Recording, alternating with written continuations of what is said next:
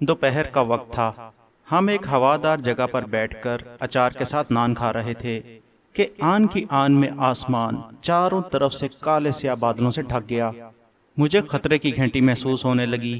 ہم تیزی سے اٹھے اور راستے میں لگائی گئی نشانی کی سرخ بوٹیوں کی مدد سے واپس روانہ ہو گئے۔ ابھی تھوڑا راستہ ہی طے کیا تھا کہ برفانی ہوائیں چلنا شروع ہو گئیں۔ تیز ہوا سے اڑ جانے کے خطرے کے پیش نظر ہم نے ان سو کی ٹہنیوں کو زمین میں گہرا گاڑا ہوا تھا۔ زمین سے باہر صرف 5-6 انچ کا حصہ تھا، اسی لیے مجھے سخت پریشانی ہو رہی تھی کہ برف باری کے باعث کہیں ہماری یہ نشانیاں غائب نہ ہو جائیں۔ برف کی وجہ سے ٹیلوں اور ان پر بنی ہوئی مٹی کی لہروں نے بھی چھپ جانا تھا، جن سے ہم مختلف ٹیلوں کی شناخت کرتے تھے، اور انہی ٹیلوں کی مدد سے ہم سمت کا تعین بھی کرتے تھے۔ اس قسم کے صحرا کا تجربہ رکھنے والے لوگ یہ بات بخوبی جانتے ہیں کہ برف کے طوفان کی اچانک آمد کی صورت میں بہترین حل یہ ہے کہ فوراً ایسی جگہ ڈھونڈی جائے جہاں وافر مقدار میں سرخ بوٹیاں اور صحرائی پاپولر پائے جاتے ہوں، اور وہاں سے تب تک نہ نکلا جائے جب تک برف صاف نہ ہو جائے۔ صحرا کا موسم بہت شدید نوعیت کا ہوتا ہے۔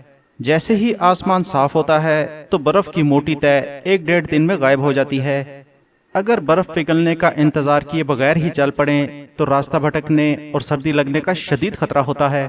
چنانچہ ہم سرخ بوٹیوں کی طرف دوڑ پڑے اور تیزی سے ایک بڑا سا گڑھا کھودا جس میں ہم گھس گئے۔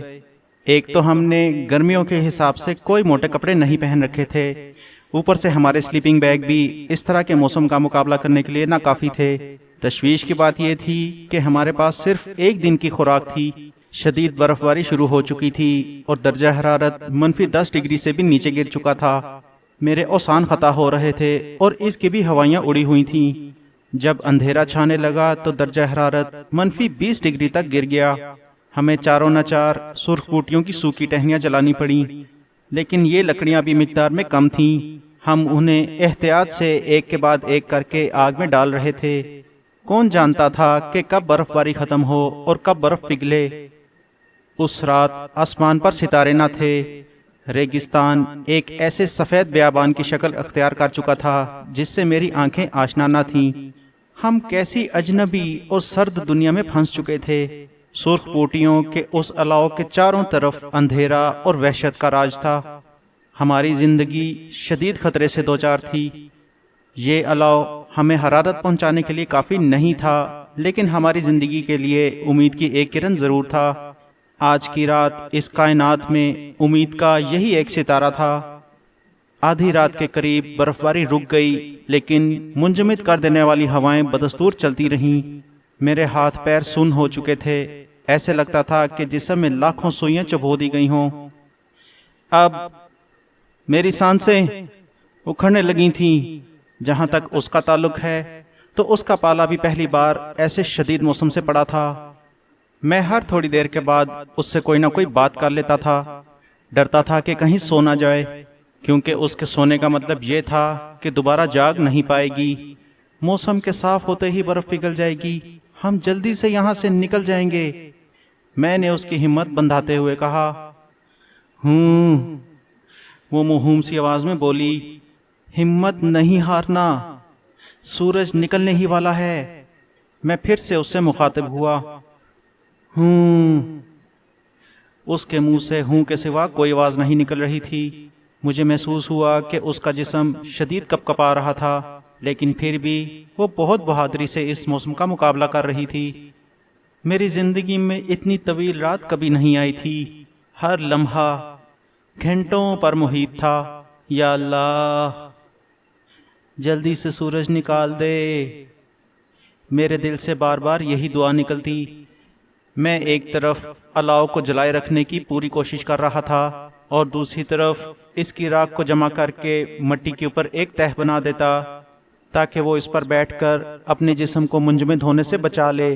میری ہمت جواب دے رہی تھی اور میرا دل بار بار مایوسی کی گھٹاؤں سے گر جاتا، لیکن مجھے معلوم تھا کہ موت سے لڑے بغیر کوئی چارہ نہیں تھا۔ مجھے خود بھی زندہ رہنا تھا اور اسے بھی زندہ رکھنا تھا۔ بس کسی طرح یہ طویل رات کاٹنی تھی۔ ایک طویل انتظار کے بعد بالآخر آسمان پر روشنی کے آثار نظر آنا شروع ہو گئے۔ آسمان کا رنگ ہلکا سرخ ہو گیا۔ جیسے دودھ اور خون کا ملاپ۔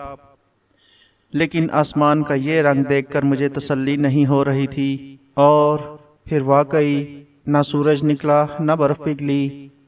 ہمارے پاس جو سرخ بوٹیوں کی خشک لکڑیاں بچی تھیں، ان سے زیادہ ایک دن مزید گزارا جا سکتا تھا۔ اگر ایک دن میں برف نہ پگھلتی تو یقیناً ہم نے منجمد ہو کر مر جانا تھا۔ دوپہر تک سورج ضرور نکل آئے گا، میں اسے بارہا یقین دلا رہا تھا۔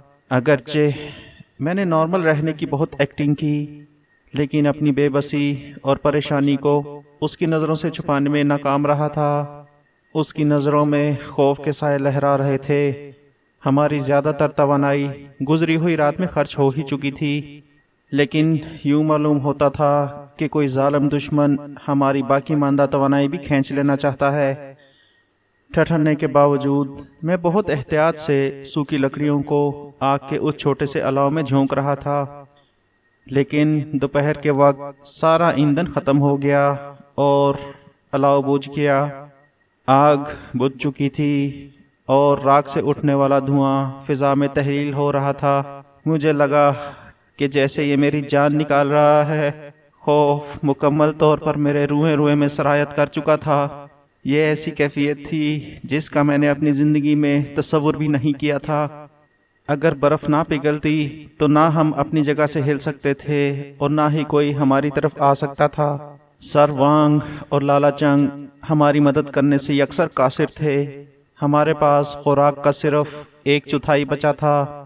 میں نے روٹی کا ایک ٹکڑا اس کی طرف بڑھا دیا تاکہ اسے کھا کر اس میں کچھ توانائی آ جائے، لیکن اس نے انکار کر دیا۔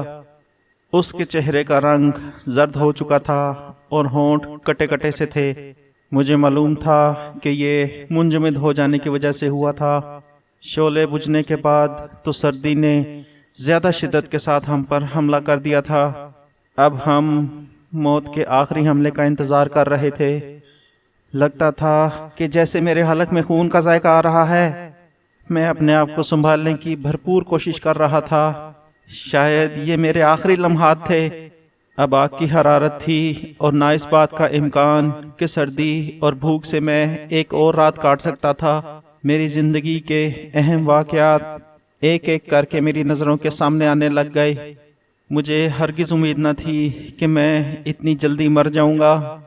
ابھی تو میرے کتنے ہی خواب ادھورے تھے۔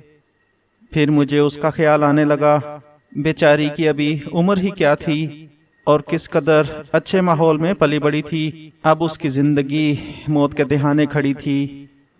میں اپنی جان قربان کر کے اس کی جان بچانا چاہتا تھا، لیکن ہائے رے یہ بے بسی۔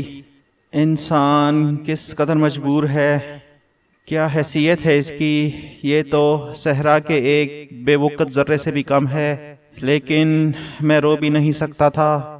میری چیخوں کا مطلب اس کی زندگی کی ڈور کو کاٹنے کے مترادف ہوتا۔ مجھے ہر حال میں مرد بننا تھا۔ اس لمحے اس نے